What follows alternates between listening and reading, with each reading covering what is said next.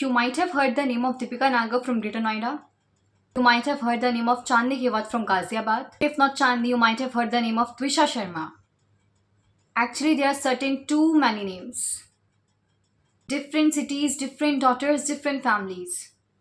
But the same brutal reason hidden behind all these headlines: dowry, greed, harassment, and the society that normalizes it in silence.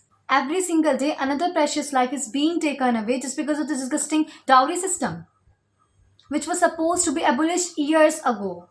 But has it really disappeared from society? Like what? People brutally take somebody's daughter's precious life and then flee away after committing such heinous crimes. Marriage is supposed to be one of the purest bond between two people, built on grace, trust, respect, and love.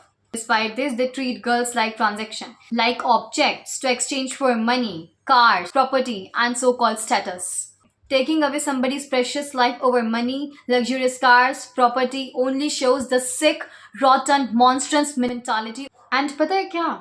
Many people around us casually rename dowry as gifts. Seriously? Just a fancy word used by some greedy people to hide their greed and cruelty behind social acceptance. It honestly feels disheartened to the peak that the society has crossed every limit of shame.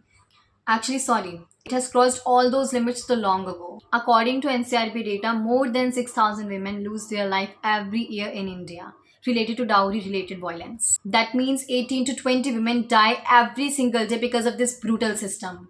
And just think of it, these are only the reported cases. This is not just about one girl's story. This is not just about one family's pain. There is not just one house got shattered. If we truly look around openly now, to every second or third house carries this sick mentality. And I feel this is the biggest failure of society.